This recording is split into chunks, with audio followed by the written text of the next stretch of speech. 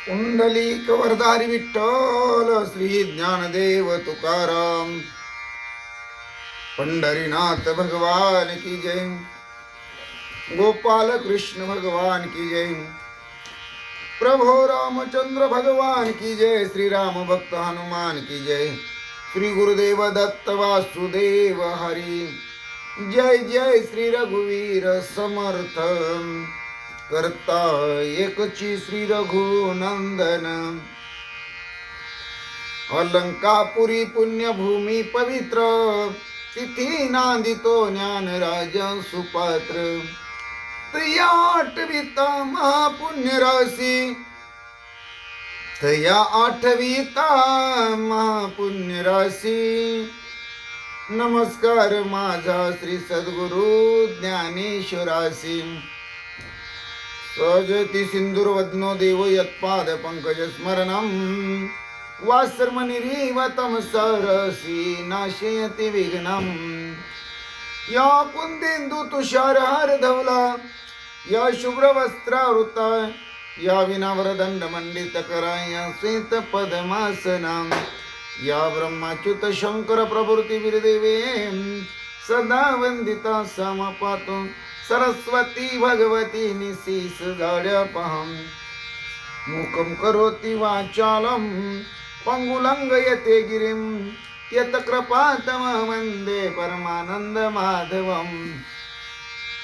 नारायण नमस्कृत्य नरचैव नरोत्तमं देवी सरस्वती व्यासं ततो जयमुदीरयेत। वसुदेव सुतं कंसचानूरमर्दनं देवकी परमानंदं कृष्णं वंदे जगद्गुरु। ज्या नामी पृथ्वी समूर्त लिहिते ते नाम माझे वाचे असो। ज्या रूपे सागर प्रसवले ते रूप माझे ध्यानी असो। ज्या पादे पणी कालिया स्पर्शा ती पायी माझे भाळे असो। ज्या हस्ते गिरी गोवर्धन पर्वत उचलिला ते हस्त माझे माते असो। ओम कृष्णाय वसुदेवाय हरि परमात्मा मने प्राण तकलेश नाशाय गोविंदा तुझ शरणम। ओम शांतकारं भुजगशयनं पद्मनाभं सुरेशं विश्वधारं गगनसदृशं मेघवर्णं शुभांगं।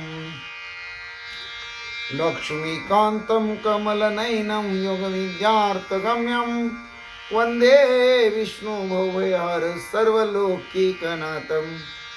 गुरुर्ब्रह्मा गुरुर्विष्णु गुरुर्देवो महेश्वरा गुरु साक्षात परब्रह्म तस्मै श्री गुरवे नमः। श्रोता वक्ता श्री पांडुरंग समर्थ पुंडलिक वरदारी विठ्ठल श्री ज्ञानदेव तुकाराम। पंढरीनाथ भगवान की जय। गोपाल कृष्ण भगवान की जय। प्रभु रामचंद्र भगवान की जय। श्री राम भक्त हनुमान की जय। श्री गुरुदेव दत्त वासुदेव हरि जय जय। श्री रघुवीर समर्थ करता एकची श्री रघुनंदन। ओम श्री हनुमते नमः। ओम श्री हनुमते नमः। ओम श्री हनुमते नमः। ओम श्री हनुमते नमः। ओम श्री हनुमते नमः। ओम श्री हनुमते नमः। ओम श्री हनुमते नमः। ओम श्री हनुमते नमः। मनुजवं मारुततुल्यवेगं जितेन्द्रियं बुद्धिमत्तं वरिष्ठं वातात्मजं वानरयुतमुख्यं श्रीरामदूतं शरणं प्रपद्ये। सर्वमंगलमांगल्ये शिवे सर्वार्थ साधिके शरण्य त्र्यंबके गौरी नारायणी नमस्तुते। वक्रतुंड महाकाय सूर्यकोटि समप्रभ निर्विघ्नं कुरु मे देव सर्वकार्येषु सर्वदा। महायोग पीठेन तटे विमरत्य वरं पुंडरीकाय दातुं मुनीन्द्रे समागत्य कृष्णं तमानन्दकन्दं परब्रह्मलिंगं भजे पांडुरंगं। श्रीराम राम जय जय राम। श्रीराम जय राम जय जय राम। श्रीराम राम जय जय राम। श्री राम जय राम जय जय राम. श्रीराम जय राम जय जय राम. श्रीराम जय राम जय जय राम. श्रीराम जय राम जय जय राम. श्रीराम जय राम जय जय राम.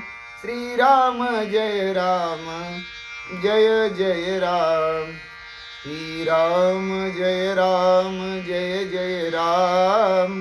श्रीराम जय राम जय जय राम. जय जय राम. श्री भावार्थ रामायण सुंदरकांड अध्याय 9 भाग 3. श्री गणेशाय नमः. श्री सरस्वती नमः. श्री प्रभो रामचंद्राय नमः. श्री हनुमंताय नमः. तो समुद्र भरल्या आत येथ आलो मी दशरथ. येरी पुसे तू आजाचा सुत. रघुचा नातू सूर्यवंशी. पांडुरंगा करू प्रथम नमन. दुसरे चरण संताची आय. त्यांच्या कृपादानी कथेचा विस्तारू. बाबाजी सद्गुरु दास तुका. काय माझी वाणी मानेल संतासी. रंजवू चित्तासी आपुलिया. माझी वाणी तुझे वर्णी गुणनाम. ऐसे देई प्रेम काही कळा. पांडुरंगा तुझी चरणीचे तुटता अनुसंधान. जाईल हा माझा प्राण तत्क्षणी. कळेल हे तैसे गाईन मी तुझा. जनस्वी काज काय माझे. करीन मी स्तुती आपुले आवडी. जैसे वाटे गोडी माझ्या जीवा. तेवी मी जे जे बोले प्रभू ते तुमचेच शिकविले. म्हणून अवधारी जो जे आपुले आपण देवा. ब्रह्मस्वरूप श्रोते हो ईश्वर स्वरूप माझ्या मात्या पित्या हो. श्री भावार्थ रामायणातील सुंदर कांडातील 9व्या अध्यायाच्या भाग 3 सेवेला प्रारंभ करण्या अगोदर गणपती रायाला साष्टांग नमन करून सरस्वती मातेला वंदन करून प्रभू रामरायांच्या चरणाशी नतमस्तक होऊन देवबाप्पा हनुमंतरायांच्या चरणावरती साष्टांग दंडवत घालून आमचे गुरुवर्य आदरणीय परम पूज्य हरिभक्ती परायण श्री सुधाकर आनंद बुवा इंगळे महाराज सोलापूर यांच्या चरणाशी प्रणिपात करून सेवेला प्रारंभ. अयोध्येचा राजा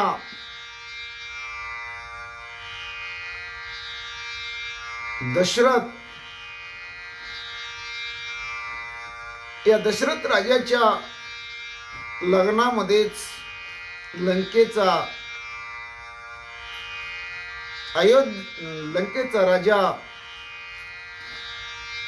राजा रावण. त्या राजा रावणानं कशी विघ्न आली. अनेक प्रकारची कशी राजा दशरथावर कौशल्यवर संकट आणली. याचं चिंतन भाविक होत आलोय. राजा दशरथाच्या नावेवर हल्ला केल्यानंतर दशरथाने भगवंतांचं नामचिंतन केलं आणि एका फळीच्या आधाराने ते बेटाला लागले. बेटावर राजा रावणाकरवी समुद्राच्या आज्ञेनं माशानं जी कौशल्याला बंद केलेली पेटी आणून ठेवली होती. तिथे राजा दशरथ आलेले आहेत. दशरथाचं आणि कौशल्याचं संभाषण झालेलं आहे. त्यावेळेस कौशल्यानं दशरथाला विचारलेलं आहे, तू अजराजाचा मुलगा रघुराजाचा नातू जे सूर्यवंशातील आहेत तोच दशरथ आहे ना? अशा प्रकारचा प्रश्न कौशल्यानं राजा दशरथाला केलेला आहे. ऐकून निश्चय वचन कौशल्या झाली सुख संपन्न, मज तुष्टला जनार्दन, केले सुलग्न एकांती. राजा दशरथाचे शब्द ऐकले आणि हो तोच मी राजा दशरथ आहे हे निश्चयानं आपल्या वाणीतून ज्यावेळेस कौशल्याला ऐकवलं त्यावेळेस कौशल्य आनंदित झालेले आहे. खरोखर माझ्यावर भगवंतानं कृपा केलेली आहे आणि आता आपलं एकांतामध्ये लग्न लावण्याची क्रिया भगवंताच्या साक्षीनं भगवंताच्या कृपा आशीर्वादानं होत आहे. भगवंतानीच आपलं लग्न लावण्याचा हा सुमुहूर्त घडवून आणलेले आहे. कोणी किती जरी विघ्न आणली तर आले देवाजीच्या मनात येथे कोणाचे चालेना. याप्रमाणे इथं घडत आहे असं कौशल्या म्हणते. आता भाविको लग्न म्हणजे तरी काय? आपल्या हिंदू धर्मामध्ये मुख्य करून 4 आश्रम सांगितले जातात. ब्रह्मचारी आश्रम, गृहस्थ आश्रम, संन्यास आश्रम आणि वानप्रस्थ आश्रम. त्यापैकी दुसरा आहे गृहस्थ आश्रम. आणि गृहस्थ आश्रम म्हटलं तर त्याच्यामध्ये विवाह, या विवाहाला विशेष अशा प्रकारचं अनन्य साधारण महत्व आहे. देव ब्राह्मण अग्नी यांच्या साक्षीनं नातेवाईकांच्या समक्ष मोठ्या थाटामाटा जो उत्सव केला जातो, एकमेकाचा हात नवरा नवरीचा एकमेकाच्या हातात दिला जातो आणि ते एका बंधनात बांधले जातात. पूर्ण आयुष्य ते पती पत्नी म्हणून ज्या क्रियेमुळे ठरवले जातात, जो संस्कार केला जातो त्या संस्काराला लग्न म्हणतात. लग्नाला अनेक शब्द आहेत. पाणीग्रहण. पाणीग्रहण म्हणजे वधूनं आपला हात वराच्या हातात देणं, वरानं आपला हात वधूच्या हातात देणं, म्हणजे एकमेकाचा स्वीकार करणं. परिणय म्हणजे दोघांनी एकमेकाच्या जवळ जाणं. लग्नालाच हे शब्द आहेत. पाणीग्रहण, परिणय, उपनयन. उपनयन म्हणजे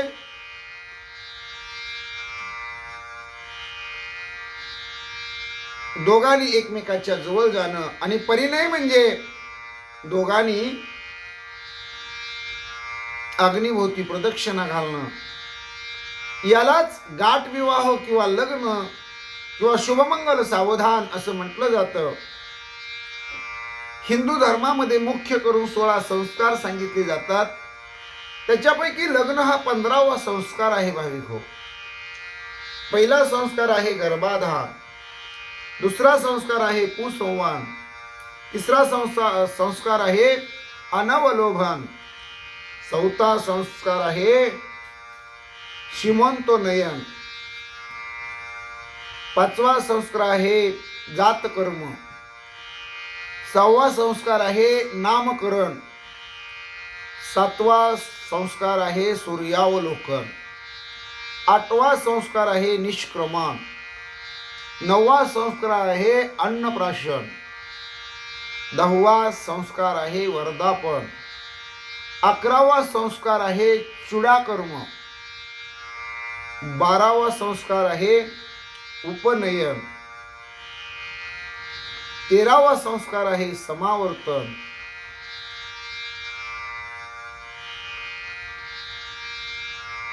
14वा संस्कार आहे पाणीग्रहण म्हणजेच विवाह. आणि शेवटचा संस्कार आहे अंत्येष्टी. गर्भाधान, उसंवन, अनवलोभन, शुमंतनयन, जात कर्म, नामकरण, सूर्यावलोकन, निष्क्रमण, अन्नप्राशन, वर्धापन, चुडाकर्म, अक्षरारंभ हा एक त्याच्यात संस्कार विसरला होता भाविक हो. अक्षरारंभ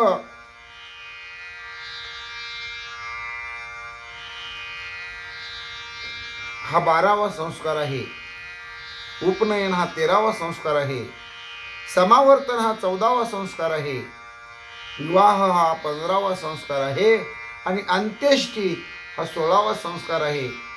16 संस्कारापैकी परत एकदा तुम्हाला 16 संस्कार सांगतो अनुक्रमे. पहिला संस्कार आहे गर्भाधान.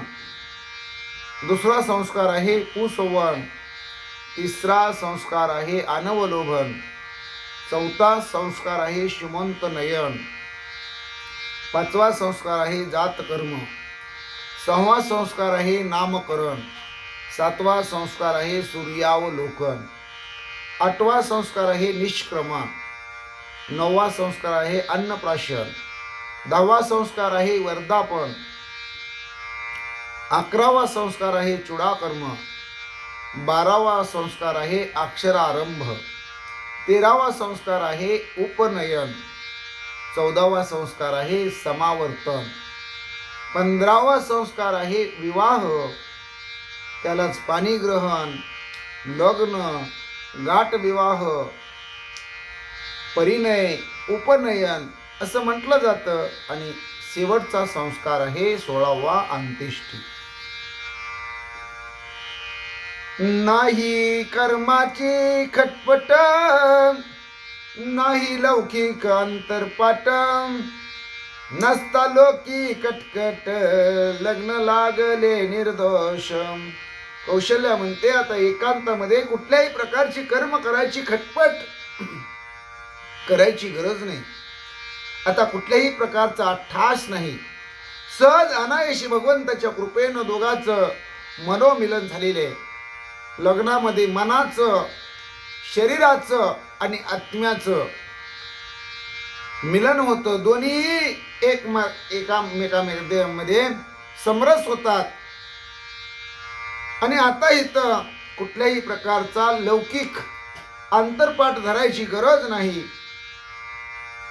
वराडी मंडळीची कटकट नाही. कुठल्याही प्रकारचा इथं दोष नाही.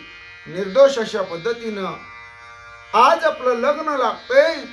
कौशल्य राजा दशरथाला बोलते, दोहीचा जो निजारिक, तो चितयाचा मधुपर्क, बोल बोलिली जे अनेक मंगल अष्टिके ती देत. आणि दोघांच्या अंतकरणामध्ये दशरथ आणि कौशल्या जो अत्यानंद आहे तेच तिथलं मधुपर्क पूजन समजा म्हणतात. मुखातून एकमेकांना बोलले जाणारे शब्द म्हणजेच मंगलाष्टिका समजा म्हणतात. विकल्पाची झाडिली फळे, संकल्पासी मुदमुवाळे, स्वधर्माचा दीप उजळे, सुख कल्लोळ लग्नार्थ. आणि विकल्प दूर पळून गेलेले, विकल्पाचा झाडा झालेले. संकल्पाला म्हणले तिथं असणार चैतन्य स्वरूप ज्याला साक्षात म्हणतात, असं साक्षात स्वरूपानं संकल्पाला ओवाळलेलं आहे. स्वधर्माचा दीप उजळू लागलेला आहे. आणि सुखाचा आनंद कल्लोळ दोघांच्याही अंतकरणामध्ये निर्माण झालेला आहे. अनोळखता मागी सांडे, त्याची पायी पाय मांडे, परमानंद वाडे कोडे, सुख सुरवाडे लग्नार्थ. लग्नासाठी दोघांच्याही मनामध्ये कुतूहल निर्माण झालेले. एक नवल निर्माण झालेलं आहे. अनओळख होती ती आता त्याचं रूपांतर ओळखीमध्ये झालेले आहे. दोघेही कोण कोण आहेत हे दोघालाही समजलेले आहे आणि हे त्यांचं पाय मांड समजा म्हणतात. त्याचबरोबर दोघांना सुख झालेलं आहे, समाधान वाटलेलं आहे.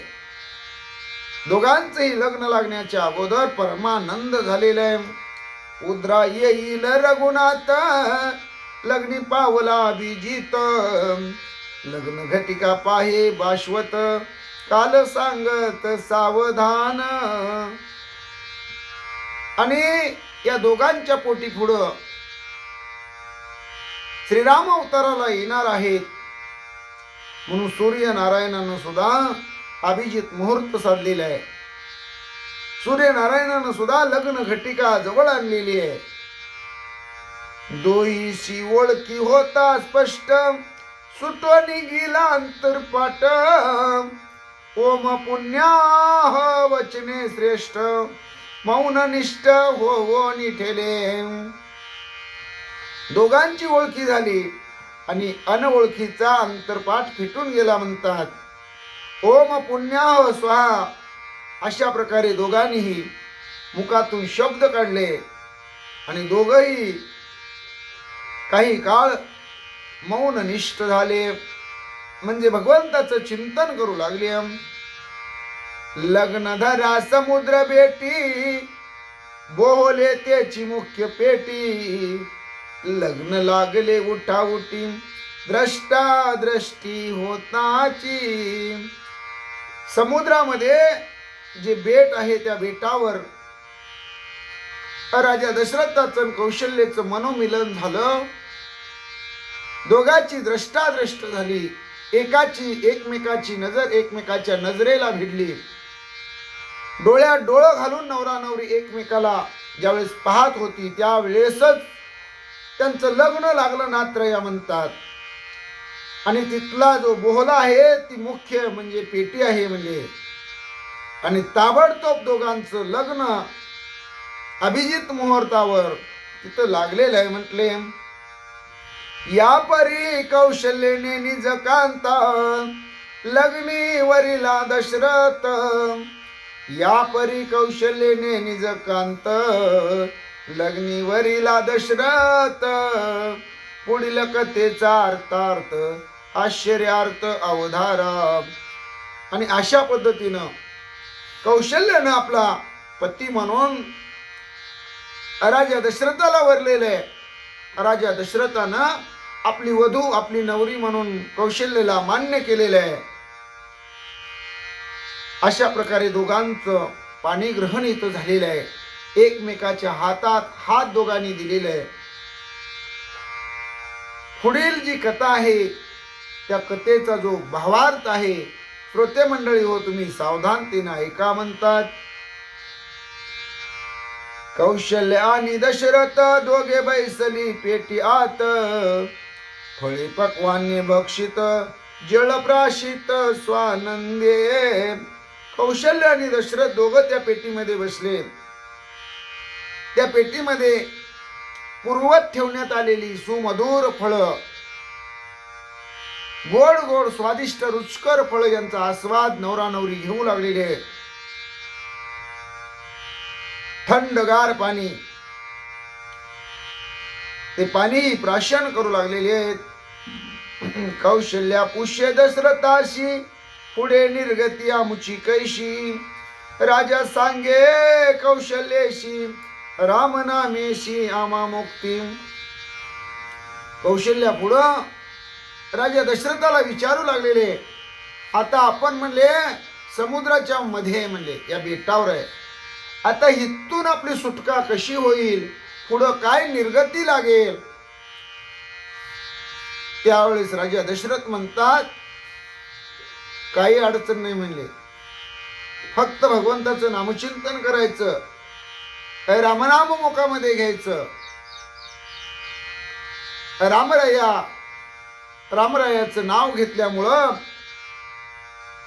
आपली सुटका करेल. वशिष्ठ सद्गुरु वचन करिता राम नाम स्मरण भवभयाचे निर्दाळन बंधमोचन ते किती. आमचे कुलगुरु सद्गुरु वशिष्ठ त्यांच्या मुखातील मी एक वचन ऐकलेले. राजा दशरथ सांगतात, भगवंताचं नामस्मरण केलं तर भाऊभैयाचं निर्दळन होतं, कुठल्याही प्रकारची भीती राहत नाही. आणि बंधन तर ते नामस्मरणासमोर किरकोळ म्हणतात. आम्ही तुम्ही मिळून आता सावधान एकाग्रता भावे स्मरता श्री रघुनाथा भव सर्वता आम्हा नाही. राजा दशरथ म्हणतात, आता तुम्ही पण भगवंताचं नामचिंतन करा. म्हणजे कौशल्याला म्हणतात, आम्ही पण भगवंताचं नामचिंतन करतो. रघुपती राघव राजा राम पतित पावन सीताराम.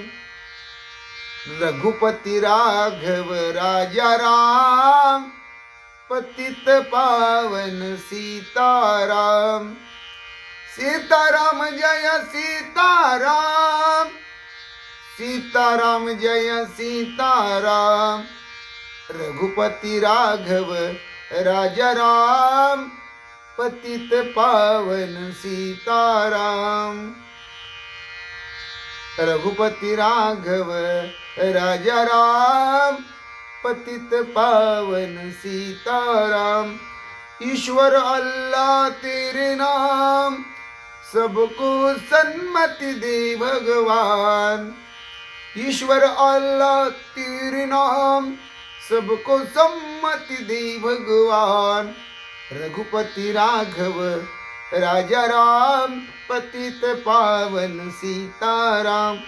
रघुपति राघव राजा राम पतित पावन सीताराम. सीताराम जय सीताराम, सीताराम जय सीताराम. रघुपति राघव राजा राम पतित पावन सीताराम.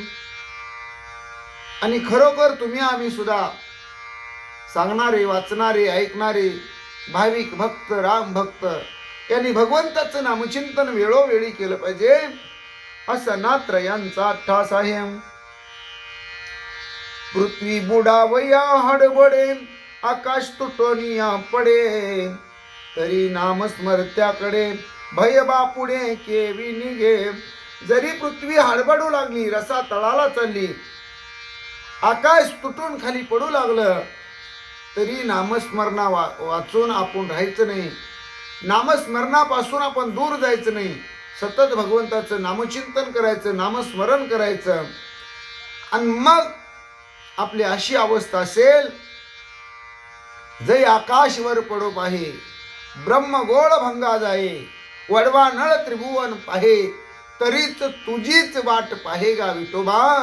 मी तुझाच अंकिला भगवंता, मी तुझाच भक्त आहे, तुझंच नामचिंतन करीन, तुझंच भगवंता नामस्मरण करीन. तुझ्या नामस्मरणा वाचून मी काही जाणत नाही, बाकीचं मला काही कळत नाही. अशी जर आपली अवस्था असेल तर कशाची भीती आपल्याला बाधू शकणार नाही. कुठलीही भीती आपल्याला काही करू शकणार नाही. भीती वाटण्याचं कारण नाही. अशी अवस्था आपले बनते.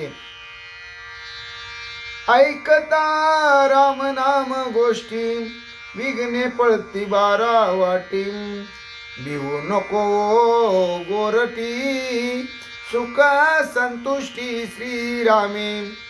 हे सुंदरे,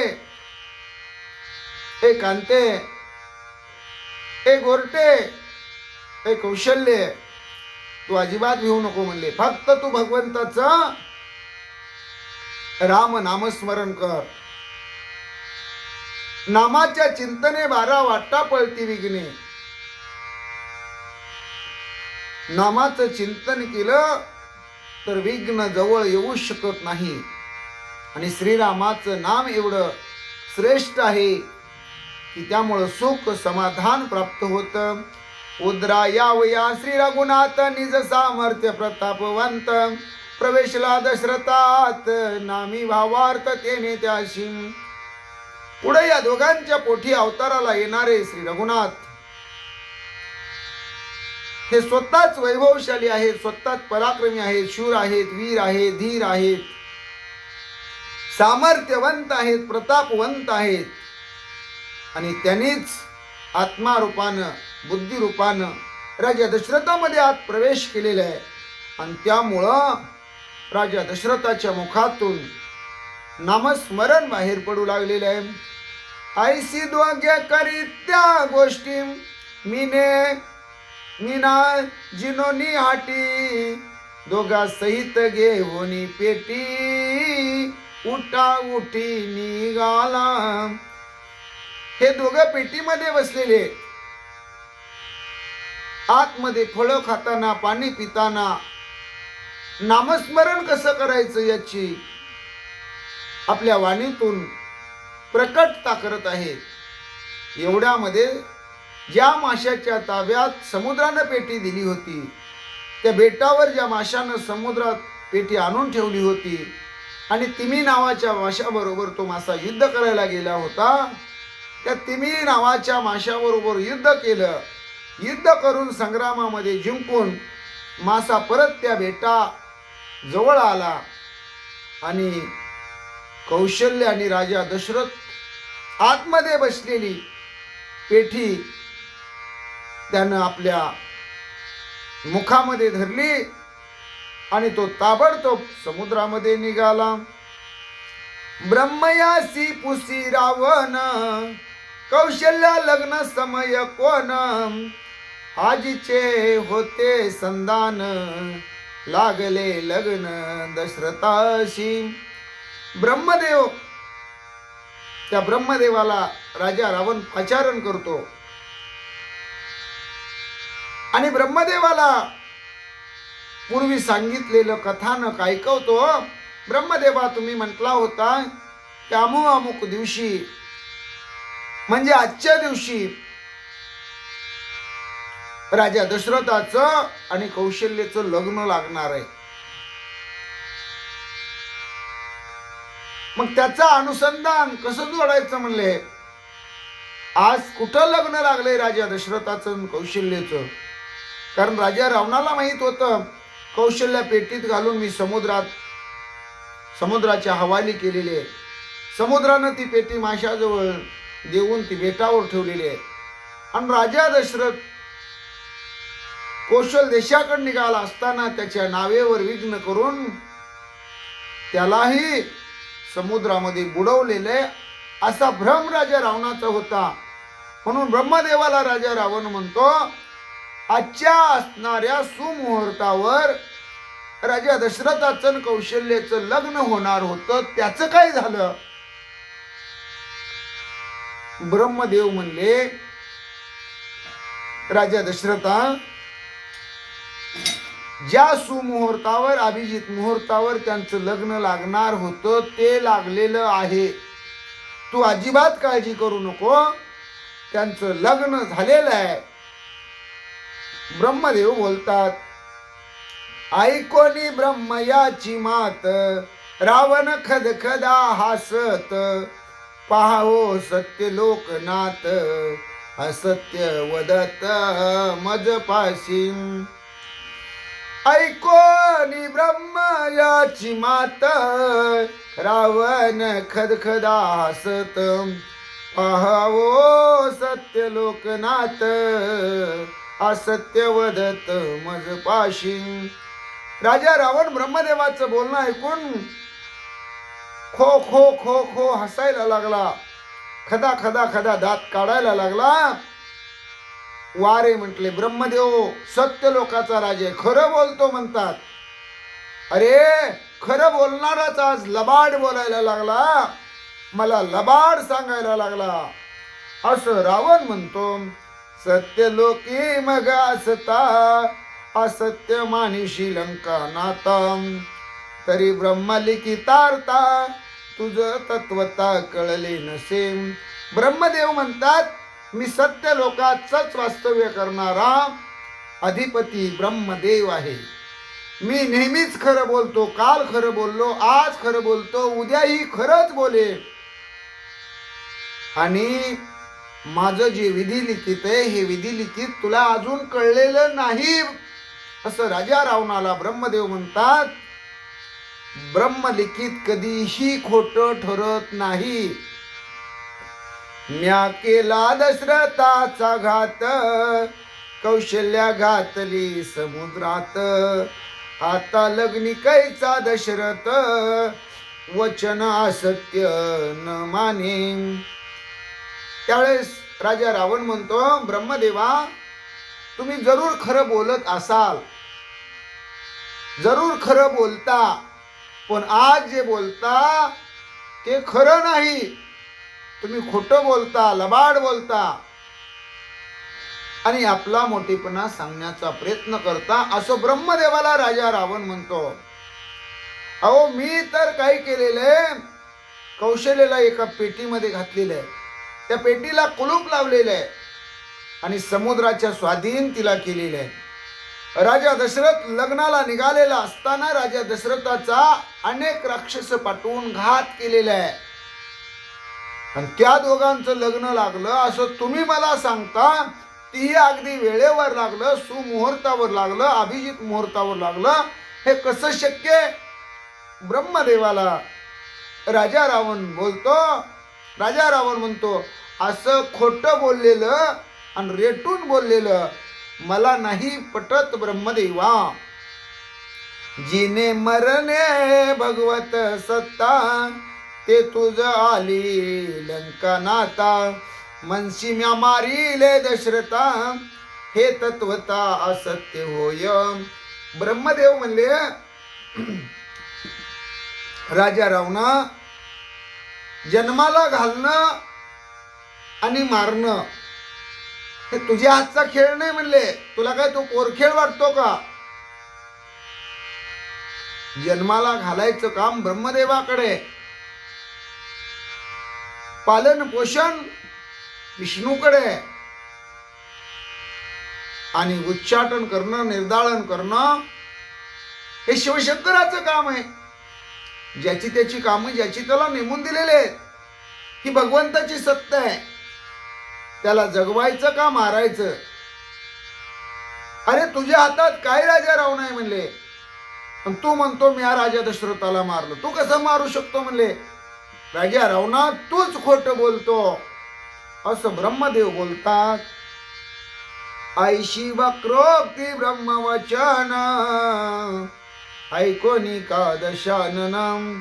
पेटी आणोनी पाहे आपण, तव दोघा जना देखिले. राजा रावणाला सत्य का असत्य हे पाहायचं होतं. ब्रह्मदेवाचं लिखित खरं ठरतंय की खोटं ठरतंय हेही पाहायचं होतं. म्हणून समुद्राकडे दिलेली पेटी राजा रावणानं समुद्राकडून आणायला सांगितली. ती पेटी आणली, ती पेटी उघडली, आतमध्ये पाहिलं तर आतमध्ये दोघ जण नवरा नवरी. राजा दशरथ आणि कौशल्यला राजा रावणानं पाहिलेले. प्रथम निघता दशरथ, दचकला तो लंकानात. त्याचा करावया घात, शस्त्रा हात घातला. पहिल्यांदा पेटीतून बाहेर राजा दशरथ पेटी उघडल्याबरोबर निघाले. राजा दशरथाला पाहिलं, राजा रावण दचकला. राजा रावणाला वाटलं आता यांचं लग्न झालेलं आहे, पण मी आता यांना जिवंत ठेवील तर खरं म्हणले. म्हणून हातामध्ये शस्त्र घेतलं. राजा रावण राजा दशरथाला संपवण्यासाठी शस्त्राचा वार करणार. एवढ्यात काय झालं, पुढा देखोनी रावण, दशरथ आले स्फुरण. 10 कंठ विशंती नयन, भुई पाडीन कर घाते. पुढे रावणाला पाहिलं. या रावणानं आपल्या लग्नामध्ये विघ्न आणलं, ज्या रावणानं आपली नवरी पळवून आणली, ज्या रावणानं राक्षसाकरवी आपल्या नावेवर हल्ला केला, ज्या रावणामुळं आपल्या शुभमंगल सावधानामध्ये विघ्न आलं, तो रावण पुढं हातामध्ये शस्त्र घेऊन आपल्यावर राग काढण्याचा प्रयत्न करतोय, हे राजा दशरथांनी पाहिलं. आणि राजा दशरथाच्या अंगामध्ये एक स्फुरण आलं, आवेश निर्माण झाला. याची 10 मुंडकी आणि त्या 10 मुंडक्याला असणारे 20 डोळे म्हणले. एका क्षणार्धात म्हणले, एका असणाऱ्या म्हणले झपाट्यातच जमिनीला पाडीन म्हणले. असा राजा दशरथाच्या अंगामध्ये आवेश आलेला आहे. ते काळी श्री रघुनाथ पूर्ण प्रतापे दशरथ आत, याला गिरावना नाही भीत निशंकित पुरुषार्थ. राजा दशरथाच्या आतमध्ये आत्मारूपानं, जाज्वल्य स्वरूपानं, मूर्तिमंत स्वरूपानं श्रीरामांनी आतमध्ये प्रवेश आहे. आणि श्रीरामांचा आतमध्ये वास्तव्य असल्यामुळं राजा दशरथ रावणाला अजिबात घाबरत नाहीत. म्हणजे आपला पुरुषार्थ निशंकपणे करावा अशी भूमिका राजा दशरथांनी घेतलेली आहे. निशंक देखोनी दशरथ रावणात द्विउद्दित, मंदोदरी आली तेत निवारित रावणा. आणि राजा रावण हातामध्ये शस्त्र घेऊन राजा दशरथाचा घात करण्याचा प्रयत्न करणार आहे. एवढ्यामध्ये राजा रावणाची महाराणी मंदोदरी तिथं आलेले आणि राजा रावणाला त्या कुकर्मापासून बाजूला केलेले. त्यासी नेवोनी कांता बुद्धी सांगे लंका नाता, मारू जाता दशरथा तो अपघाता पावशी. एकांतामध्ये राजा रावणाला मंदोदरीनं नेलं आणि सांगू लागली, राजा दशरथाचा घात करण्याचा अजिबात तू संग बांधू नको, प्रयत्न करू नको, अट्टास करू नको. नाही तर राम जन्माला आल्यानंतर तू मरणार आहे. पण आता जर राजा दशरथाला मारण्याचा प्रयत्न केला तर तुझ्या जीवनामध्ये आताच अपघात होईल. म्हणजे पुढचं मरण तुला आजच येईल आणि तू मरून बसशील. अशा प्रकारे मंदोदरी राजा रावणाला बोलते. पेटी आणून अकस्मात आतची निघाला दशरथ, तैसाची निघाली या रघुनाथ, मरण प्राप्त रावणा. हे राजा रावणा, तुला मी एकांतात सांगते म्हणले, तू माझा पती परमेश्वर आहे, मी तुमची अर्धांगिनी आहे, स्वामिनी आहे, म्हणून तुम्ही माझं ऐका. आता पेटीमध्ये तुम्ही कुणाला घातलं होतं म्हणले? कौशल्याला घातलं होतं. पेटीला बाहेरून कुलूप कोणी लावलं होतं? तुम्ही लावलं होतं. चावी कोणाकडे होती? तुमच्याकडे होती. तुम्ही कोणाजवळ दिलती पेटी? समुद्राजवळ दिलती. मग समुद्रामध्ये ठेवलेली पेटी ज्यावेळेस तुम्ही समुद्राकडून आणली आणि तुमच्या चावीनं तुम्ही कुलूप उघडलं आणि पेटीमध्ये कोणाला पाहिलं? तो राजा दशरथाला पाहिलं आणि कौशल्याला पाहिलं. कोणलं होतं एकाला, निघाले 2. बघा म्हणले, आता चावी तुमच्या जवळ असताना पेटीतून राजा दशरथ निघतो, ह्यात थोडं तुमचं वाचायचं नशीब समजा. म्हणले ह्यातनं जर राम निघाला असता तर काय झालं असतं म्हणले. आणि रामाला निघायला काहीच अशक्य नाही म्हणले. त्या पेटीतून रामही निघू शकेल म्हणले. म्हणून तुम्हाला सांगते, राजा दशरथाचा घात करू नका, नाहीतरी तुमचं काही खरं नाही. अशी राजा रावणाची मंडळी मंदोदरी राजा रावणाला बोलते. ऐशी ऐकता गोष्टी रावण भय घे पाठी पोटी, डोळा देखताची पेटी राम भये पोटी चळी कापे. मंदोदरीने सांगितलेल्या गोष्टी राजा रावणाला पटल्या. जर कोणत्याही नवऱ्याला कुणाचंच पटत नसेल, तो कुणाचंच ऐकत नसेल, तर त्याच्यावर एकच उपाय, त्याच्या बायकोनंच त्याला सांगावं लागतं. त्याच्या बायकोनं त्याचे कान उघाडणी करावी लागते, मग त्याला पटतं. हा एक संसारातला नियम नात्रयेने इथं सांगितलेला आहे. राजा रावण कुणाचंच ऐकत नाही असं म्हणू नका हो. राजा रावण कुणाचंच कसं ऐकत नाही. भावाचं ऐकत नाही, मुलांचं ऐकत नाही, प्रधानाचं ऐकत नाही, सेनापतीचं ऐकत नाही, मित्रमंडळीचं ऐकत नाही. इथंपर्यंत ठीक आहे. पण बायकोचं ऐकतो ना, म्हणजे जगाला भारी आणि बायकोची आरी अशी म्हण आहे. आणि राजा रावण मंदोदरीनं सांगितलेलं पटल्यानंतर त्या पेटीकडे नुसतं बघायला लागला. आणि मंदोदरी म्हटली होती, या पेटीतून राजा दशरथ निघाला हे तुमचं नशीब समजा. याच्यातून राम निघाला असता तर तुमचं काय झालं असतं? तुम्ही बघायला तरी शिल्लक राहिला असता, बोलायला शिल्लक राहिला असता. त्या पेटीकडे बघितल्याबरोबर रामाच्या भीतीनं राजा रावण घाबरून थर थर थर कापायला लागला, लट लट उडायला लागला. दशरथ लग्न करिता विघ्न, रावण झाला ती उद्विग्न. दाही मुखे हिन दीन, कंपायमान भयभीत. राजा दशरथाच्या लग्नामध्येच राजा रावण विघ्न आणतो. कारण या दोघांचं लग्न जर नाही लागू दिलं तर मग यांच्या पोटी राम येणारच नाही.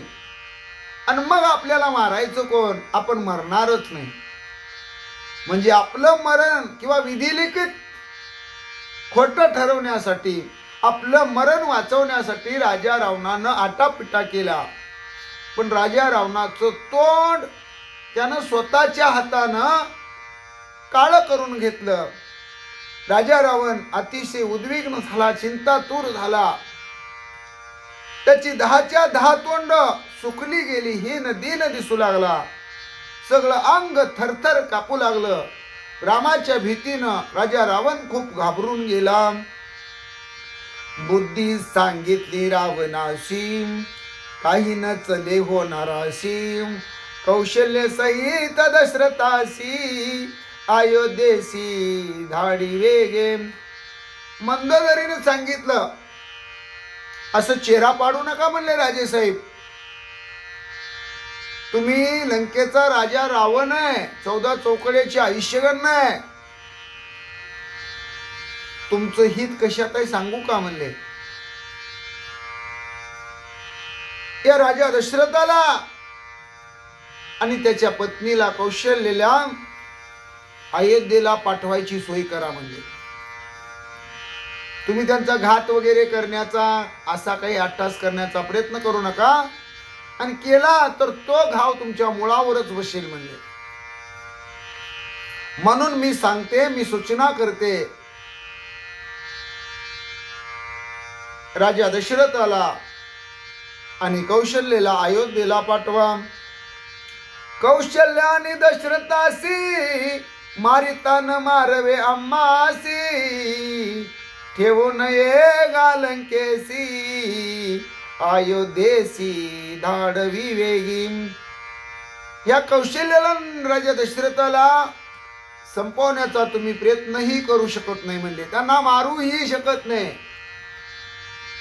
ते मारणं तुमच्या हातात नाही.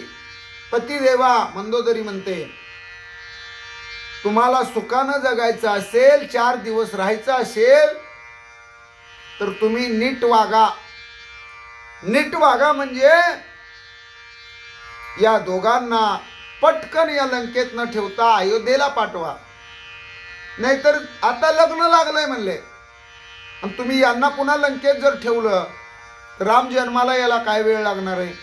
आणि राम जन्माला आला तुम्हाला मारायला काय वेळ लागणार आहे? म्हणजे अनेक दिवसाचं पुढं असणारं मरण तुम्ही लगेच वळवून घेऊ नका. तुमच्या हिताच्या गोष्टी मी तुमची महाराणी असून तुम्हाला सांगते, तुम्ही माझं ऐका. मंदोदरी म्हणते, अन्यथा करू जाता पण यासी सर्वता नये मरण. रावणा मानले वचन, वेगी विमान आणविले. बायकोनं सांगितलं, नवऱ्यानं ऐकलं. ते ऐकावंच लागतं. असा कोणताच नवरा नाही की जो बायकोचं ऐकत नाही. बायकोनं चांगल्या गोष्टी सांगू द्या, नवरा ऐकतोच. बायकोनं वाईट गोष्टी सांगू द्या, नवरा ऐकतोच.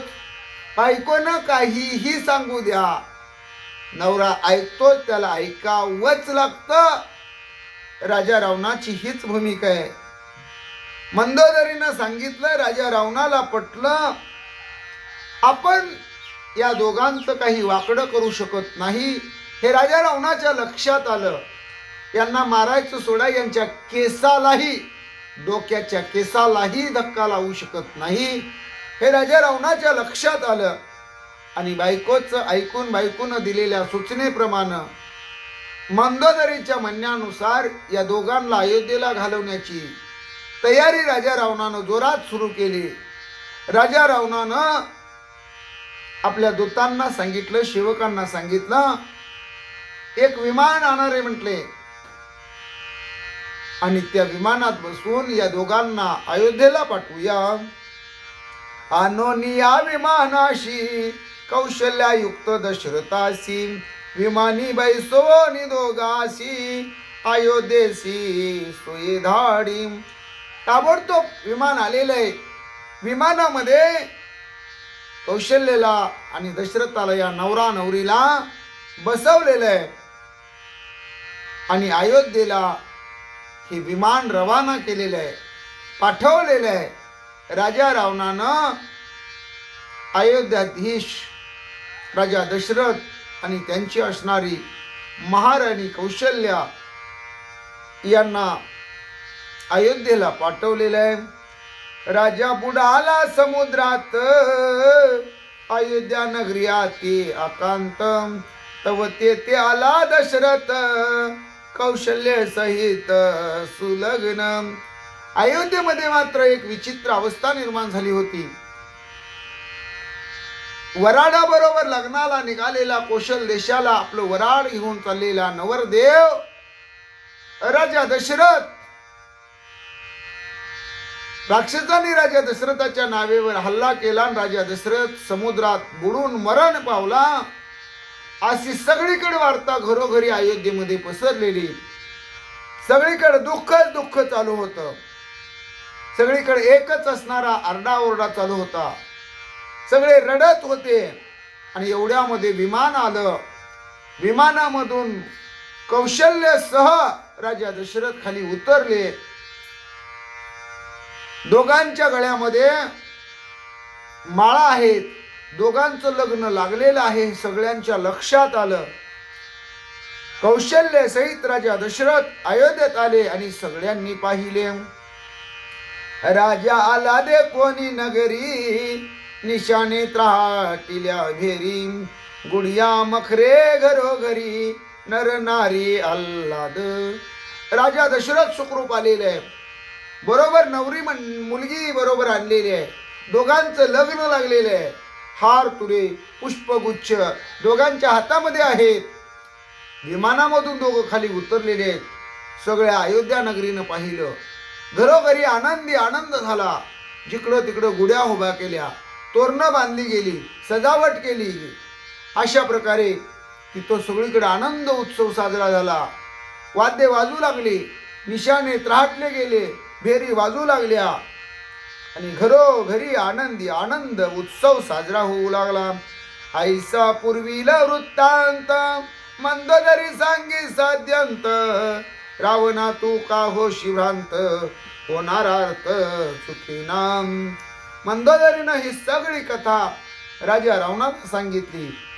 राजा रावणाला मंदोदरी म्हणते, तुम्ही काय एवढं घाबरला? कशाची एवढी तुम्हाला भूल पडली? का तुम्ही असं भ्रांत झाला? का चेहरा पाडता?